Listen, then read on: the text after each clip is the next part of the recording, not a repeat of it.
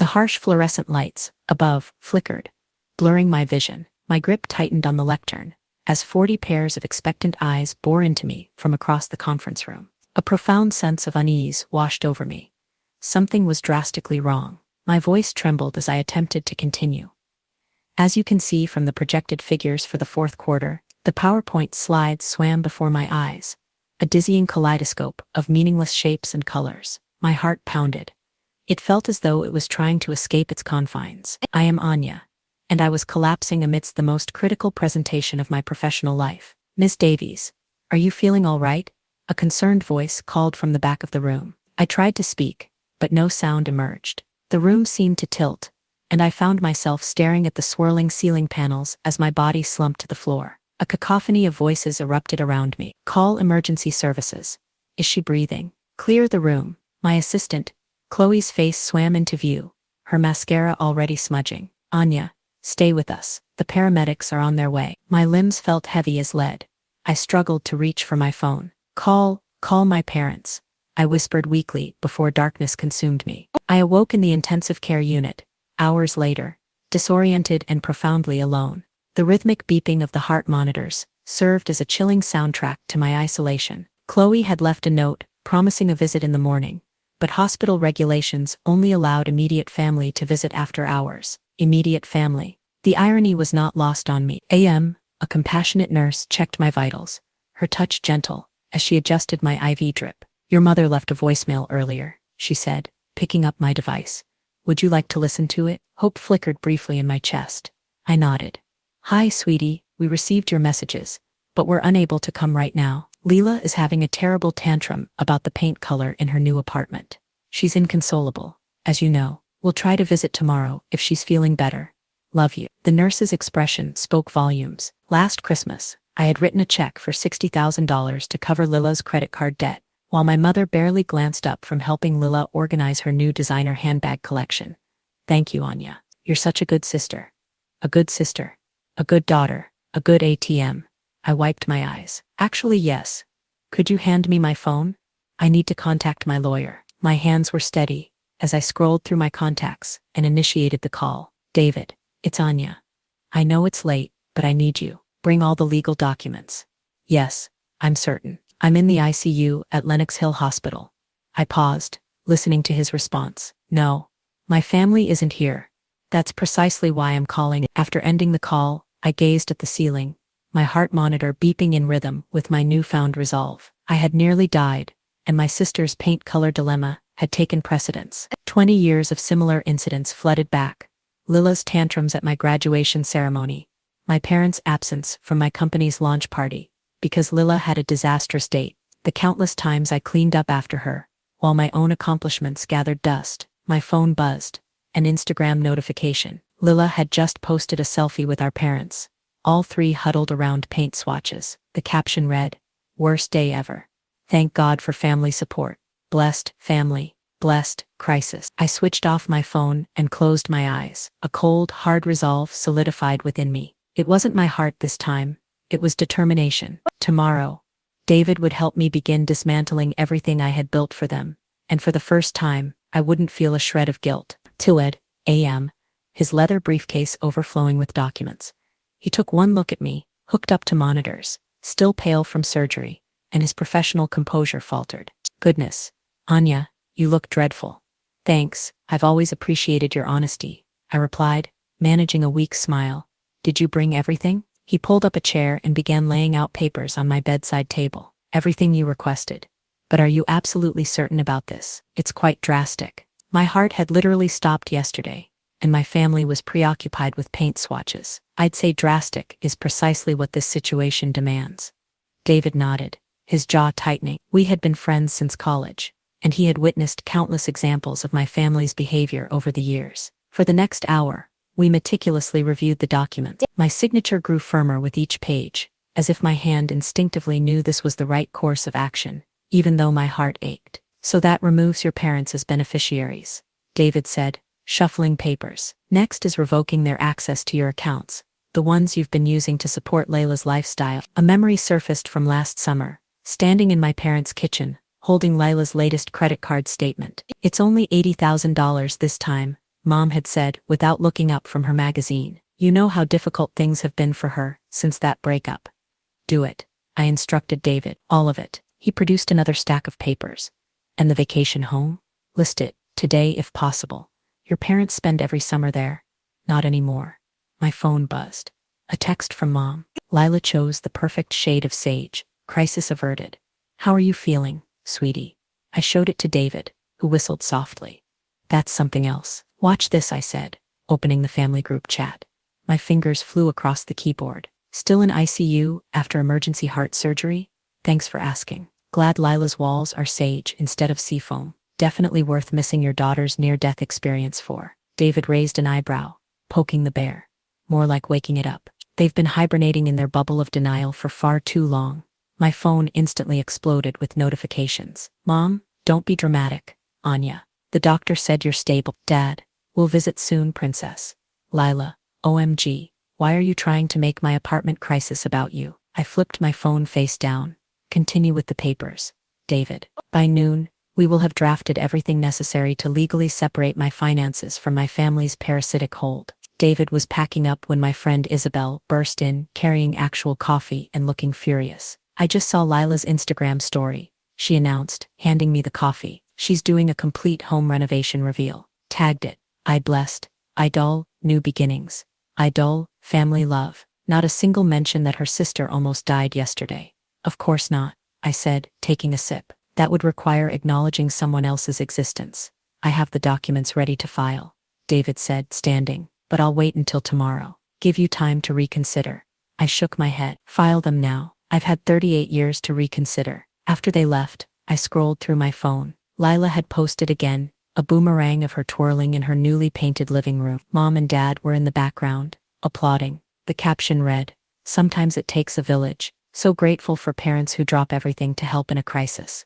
Idol, blessed, Idol, family first." My fingers hovered over the comment button. Instead, I opened my email and composed a message to my entire contact list. Dear friends and colleagues, I'm currently in the ICU at Lenox Hill Hospital following emergency heart surgery. While I'm stable now, it was a close call. I'm sharing this not for sympathy, but for transparency about why I'll be out of office for a while. I'm also sharing because yesterday I learned something valuable about family. Sometimes the ones who should be there aren't, and sometimes that's the wake-up call you need. Best, Anya. I hit send, then turned off my phone. Let them deal with the fallout of their choices becoming public. I was finished covering for them. A nurse came in to check my vitals, glancing at the papers David had left behind. Big decisions today, life-altering ones.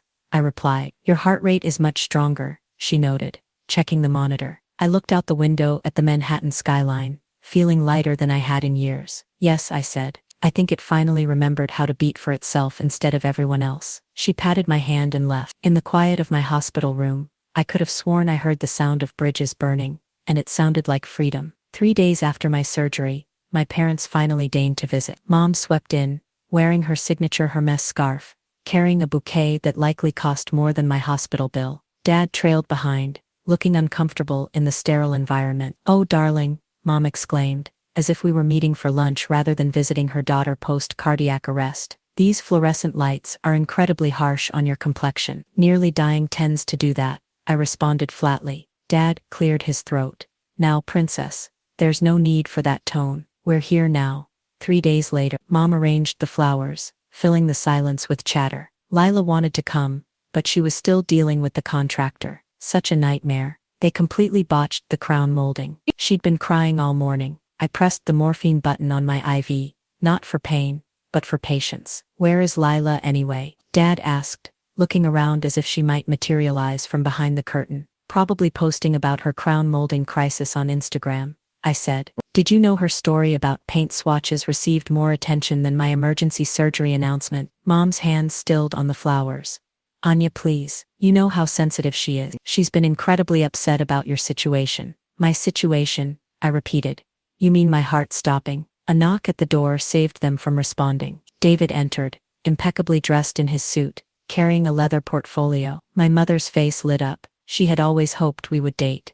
David, how lovely to see you. Are you here to check on our girl? Actually, he said, walking to my bedside. I'm here in my professional capacity. He handed me a folder. I opened it slowly, savoring the moment. Mom, Dad, you remember David is my lawyer, right? The color drained from my mother's face. Dad's forced smile faltered. These are copies of the documents I filed yesterday, I continued, my voice steady. I've removed you both from my will, revoked your access to all my accounts, and listed the vacation home in Florida for sale, the Feste house. Dad stammered. But where will we go in the summer? Not my concern.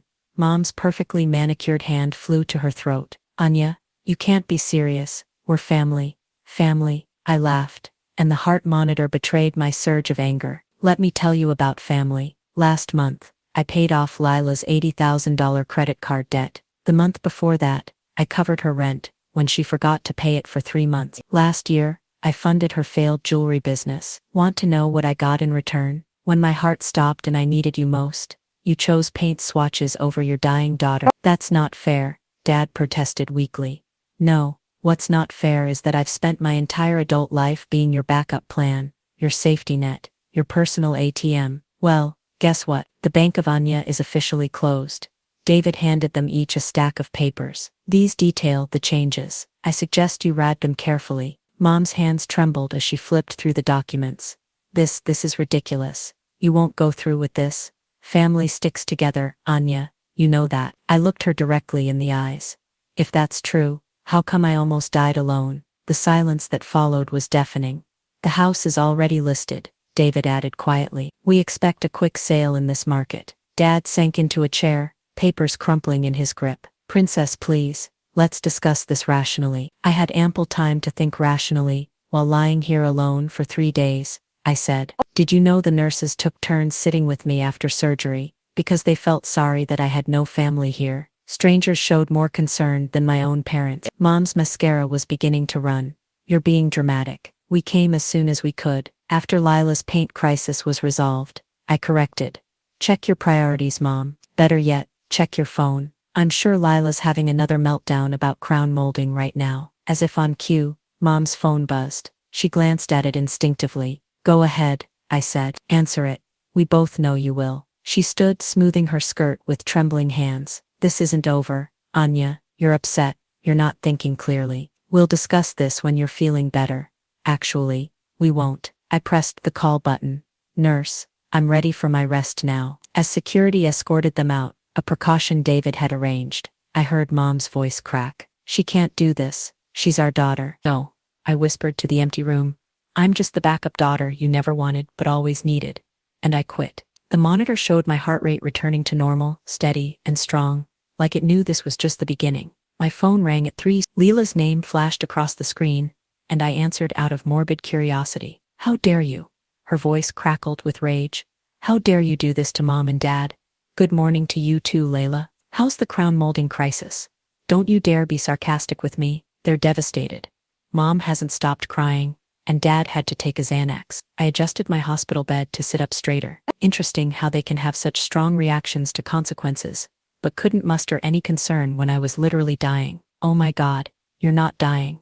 Stop being so dramatic. My heart stopped. Leela, actually stopped. But please, tell me more about your paint emergency. She made a sound between a scream and a sob. You need to fix this. Call David right now, and undo everything. Or what? Or, she sputtered. Or I'll never speak to you again. I laughed, genuinely laughed, for the first time in days. Is that supposed to be a threat? The line went quiet for a moment. When Leela spoke again, her voice had that familiar manipulative tremor, the one that usually preceded getting her way. Remember when we were kids, and you promised to always take care of me? A memory flashed. I was 12. Leela sick. She destroyed my science fair project. The night before the presentation, dumping glue all over weeks of work. Mom had blamed me for not sharing my supplies. Actually, I do remember, I said. I remember a lot of things, Leela, like how I sold Grandma's ring, my only inheritance, to bail you out of debt 3 years ago. Remember what you said then? Thanks, sis, you're the best. Right before you went on a shopping spree with Mom. That's different. I needed, you always need, and I'm always expected to provide. Well, guess what? I'm done. Mom wants to meet, she said, changing tactics. One last family meeting to talk things through. I considered this. Fine. Tomorrow at noon. The hospital cafeteria. But my contractor knew. Take it or leave it. She agreed. But I wasn't done. And Leela, I'm bringing Isabel. Your annoying friend. Why? Because I'm done being outnumbered. The next day, Mom and Dad arrived first, looking like they hadn't slept. Leela swept in 10 minutes late, wearing oversized sunglasses, and clutching an iced latte, like it was life support. Isabel sat beside me, radiating protective energy. She'd known my family dynamics for years, and had always been my voice of reason. Anya, Mom began, reaching across the table. Let's discuss this rationally. Rational? Isabel interjected. Like ignoring your daughter's emergency surgery. This is a family matter, Leela snapped. Funny, I said. I was family when you needed your credit cards paid off. Dad raised his hands placatingly. Princess, we understand you're hurt, but this revenge, it's beneath you. Revenge. I leaned forward. This isn't revenge, Dad. This is setting boundaries. This is me finally saying no. You're being selfish. Leela slammed her latte down. Do you know what this is doing to me? My anxiety is through the roof. My followers can tell something's wrong. Isabel snorted. Your sister almost died, and you're worried about your Instagram aesthetic? Stay out of this. Leela whirled on Isabel. This is your fault. You've always tried to turn her against us. No, I cut in. You did that all by yourselves. Mom started crying, her practice tears right on schedule. We can fix this, sweetie. Just call David. Stop. My voice was steel. The house is already in escrow. The accounts are closed. It's done. Leela stood up so fast, her chair toppled backward. You ungrateful bitch. She grabbed her latte and threw it at Isabel, who barely dodged the cup. The cafeteria went silent. Security approached quickly. And that, I said quietly, is exactly why this is happening. As security escorted Leela out, her screams echoing down the hallway, I turned to my parents. We're done here. Anya, please. Mom tried one last time. No, I'm going to be discharged tomorrow. When I leave this hospital, I'm leaving this dysfunction behind too. I stood up, Isabel steady beside me. Oh, and one more thing. I've instructed my lawyer to file a restraining order against Leela. Consider this her first and last warning. Walking back to my room, Isabel squeezed my hand. You okay? I nodded, feeling lighter than I had in years. You know what's funny? My heart's actually beating better now that I've stopped letting them break it. Behind us, I could hear Leela's distant screams mixing with Mom's sobs, the sound of consequences finally catching up to them all. The Florida house sold in 3 days, well above the asking price. I signed the final papers from my new apartment, where I'd been recovering for the past week. David sat across from me, sliding over a cashier's check. 4.2 million, he said. What are you going to do with it? First, I'm hiring an estate sale company to clear it out. Everything goes, including the piano. My hands stilled over the check. The baby grand piano, my childhood sanctuary. Mom had given it to Leela on her 16th birthday, despite knowing I was the only one who played it. My phone buzzed, a news alert. Local woman removed from luxury boutique after altercation with staff. The thumbnail showed Leela being escorted out by security, mascara running down her face. Your sister's making headlines, David noted, peering at my screen. She always wanted to be famous. I forwarded the article to Isabel, who replied instantly, Karma's working overtime. The estate sale company arrived the next day. I watched via FaceTime as they cataloged everything, marking prices on pieces of my past. The woman in charge, Marie, held up a familiar jewelry box. What about this? Inside was a space where my grandmother's ring had once lived, before I'd sold it to cover Leela's gambling debts. Sell it, I said. Everything goes. Anya, a voice screeched from off camera. Leela had somehow gotten past security. You can't sell Mom's anniversary china. Marie turned the camera, showing Leela trying to grab items off a table. Should I call the police? Immediately. I watched as Leela was removed again, this time screaming about family heirlooms and betrayal. My phone lit up with texts from Mom. How could you sell our memories? Your father is heartbroken. That piano was for Leela. We're still your family. I blocked their numbers. Later that afternoon, David called. His voice was tense. We have a situation. Leela tried to file for temporary conservatorship over you. She what? She's claiming your cardiac event affected your mental capacity. Says your erratic behavior proves you're unfit to manage your affairs. I laughed, but there was no humor in it. Let me guess. She's volunteering to manage my money for me. Got it in one. Don't worry. It's ridiculous. No judge would fight it. I interrupted. Hard. Make it expensive. And David, countersue for harassment.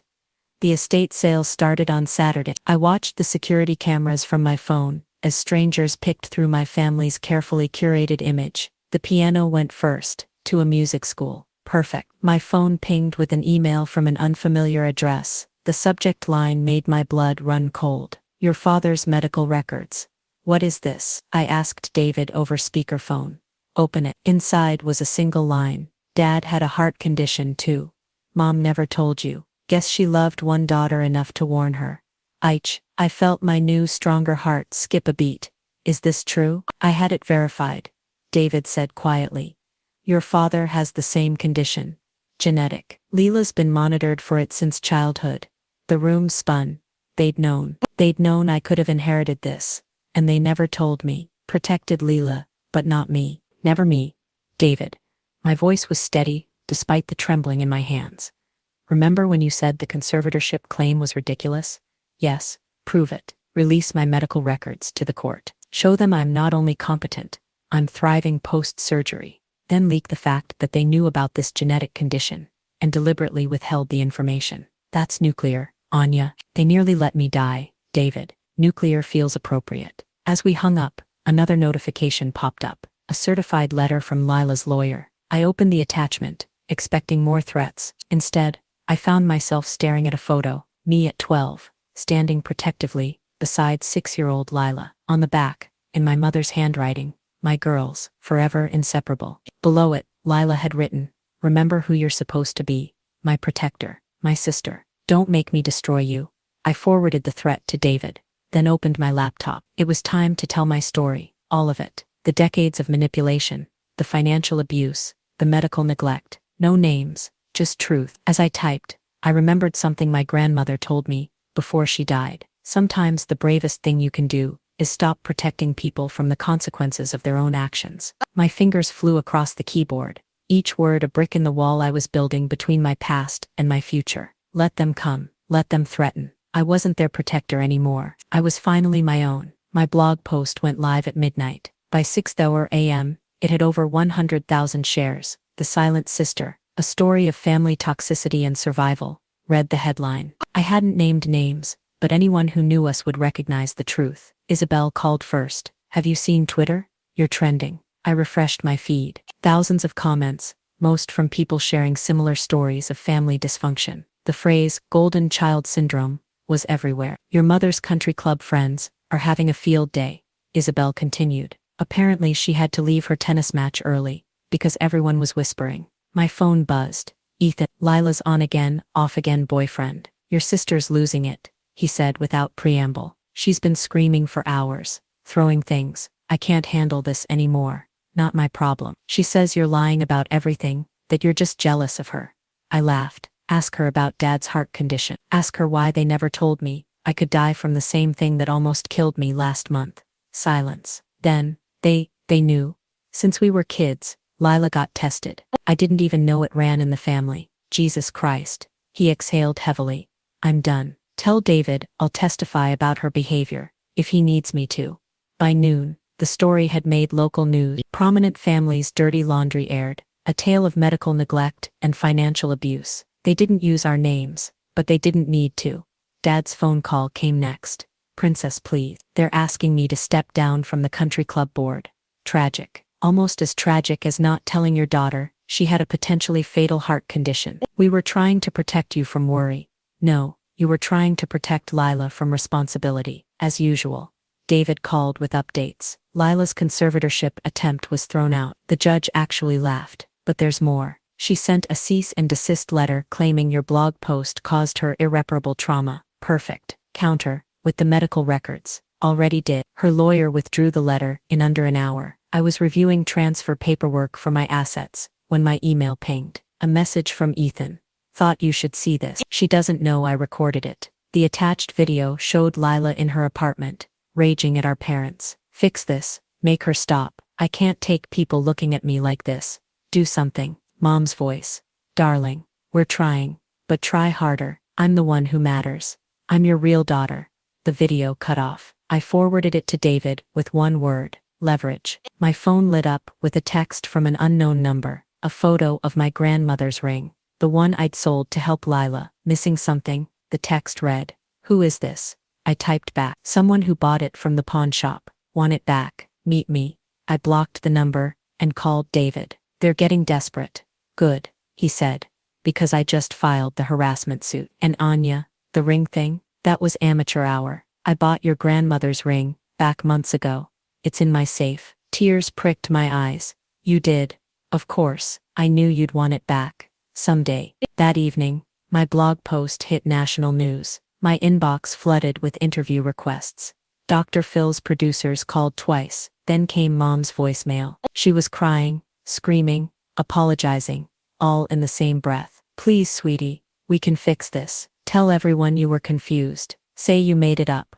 We're your family. I played it for Isabel over wine. Wow, she said. She actually sounds sincere. She's not. Listen carefully. She's not saying she's sorry for what they did. She's sorry they got caught. My phone buzzed again. A news alert. Local socialite has public meltdown at charity gala. The photo showed Lila being escorted out again. Your sister's really committing to this spiral, Isabel observed. She's never faced consequences before. She doesn't know how. I opened my laptop and began typing again. Not another blog post. This time it was an email to my realtor. Subject line, looking for properties in California.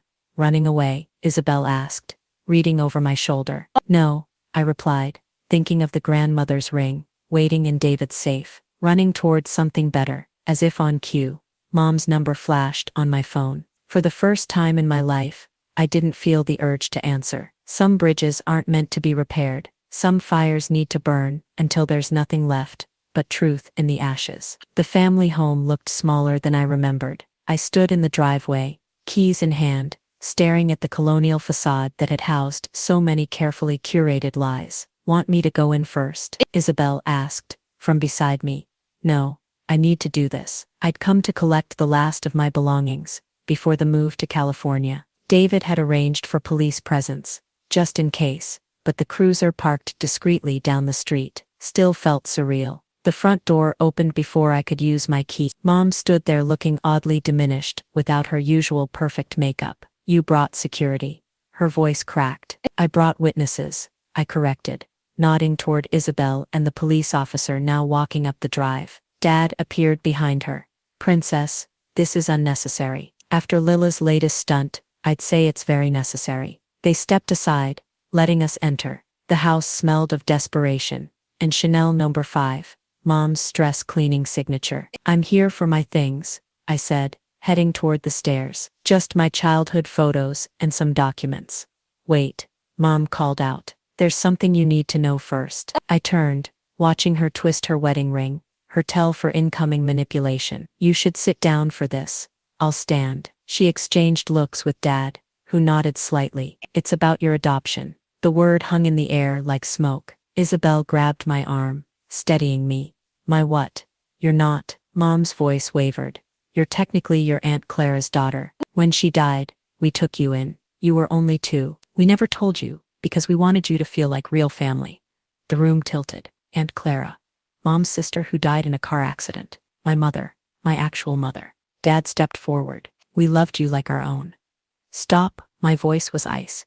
You loved me like your own. You let me believe I was your biological child, while withholding life-saving medical information, because it wasn't actually genetic for me. You prioritized your biological daughter, while I paid her bills, cleaned her messes, and nearly died alone. We didn't want you to feel different, Mom protested. Different, I laughed, the sound harsh even to my own ears. You mean like how you treated me differently my entire life? Heavy footsteps on the stairs announced Leela's arrival. Oh good. She finally knows she's not really my sister. I'm not, I turned to her. Then I guess I'm not really responsible for you anymore. All those years of guilt, of obligation, they never belonged to me, did they? You ungrateful. Lila started, but Mom cut her off. We gave you everything, Mom cried. A home, an education, opportunities. No, I interrupted. I earned those things, every single one of them, while you were busy coddling your real daughter. I walked to the stairs, pushing past Lila. In my old room, I found the box I'd come for. Photos, documents, memories. At the bottom, wrapped in tissue paper, was a small frame. Inside was the last photo taken of Aunt Clara, my real mother, holding me as a baby. Downstairs, chaos erupted. Lila was screaming about inheritance rights. Mom was sobbing about family loyalty, and Dad was trying to talk over everyone about reasonable discussions. I descended the stairs with my box, the police officer moving closer. "That's my baby photo album," Lila shrieked, lunging for my box. The officer stepped between us. "Actually," I said calmly, "these are Aunt Clara's photos, my mother's photos. I'm taking what's mine and leaving what never was. You can't just walk away from this family."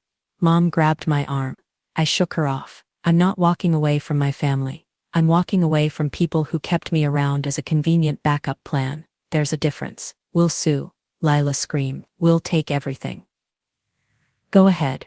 I reached the door. "But remember, I have proof of financial fraud, medical neglect, and now, proof that you knowingly withheld my adoption status while using it against me. Want to see how that plays in court?" Silence fell. I turned to them one last time. "You know what's funny? You kept the secret thinking it would make me feel less like family. But knowing the truth, it finally sets me free. I'm not your backup daughter. I'm not your ATM. I'm Clara's daughter. And I'm done carrying your burdens." Isabel opened the door, sunlight streaming in. Behind me, I heard Mom collapse into tears, Dad's futile attempts at comfort, Lila's incoherent rage. But ahead of me, nothing but open road and possibility. "Ready?" Isabel asked. I clutched my box of real memories, feeling lighter than ever. "Ready?"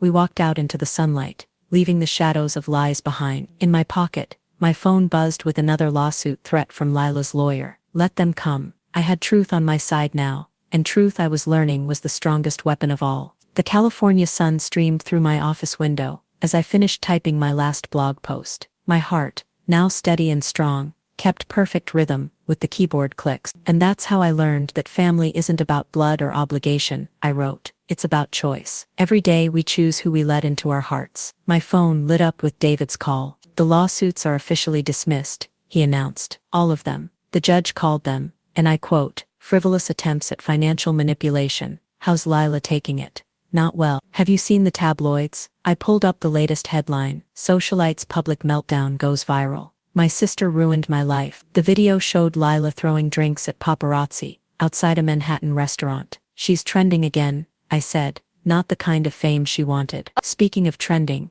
David continued, "your blog has over 1 million subscribers now. The publishing deal looks solid." I glanced at the contract on my desk. My story, our story, was becoming a book, not for revenge, but for others trapped in similar cycles of family toxicity. A notification popped up. Mom had sent an email. The subject line read, "Your father's birthday." Inside was a photo of our last family vacation, before everything imploded. Below it she'd written, "We miss you. Can't we just go back?" I clicked delete. My doorbell rang. Isabel stood outside with 2 coffees and a small package. "Special delivery from David," she announced, handing me the box. Inside, nestled in velvet, was my grandmother's ring, the one I'd sold for Lila, the one David had rescued. But now it sat on a new chain, transformed into a necklace. David said, "You might want to wear it differently now," Isabel explained. "New meanings for new beginnings." I fastened it around my neck, just as my laptop chimed. A donation confirmation. I just funded a year of cardiac screening for low-income families through my local hospital. The program was named after Clara, my real mother. "Your support group starts soon," Isabel reminded me. "Ready?" I logged into the video call where dozens of faces appeared, all people who'd found their own strength through my story. We weren't just healing ourselves, we were building something new. "Welcome everyone," I began. "Today we're talking about setting boundaries without guilt." Halfway through the session, my phone buzzed. A text from Ethan. "Thought you should know Lila's trying to sell a story to the tabloids about your adoption, but don't worry." I sent them the video of her admitting to financial fraud instead. I smiled. Karma really was working overtime. Another email arrived. From Dad this time. The subject line made me pause. "I'm sorry. For what it's worth," he'd written, "I was wrong. We were all wrong. Not just about how we treated you, but about what family means. You're stronger than any of us ever were." For the first time, his words held no power over me.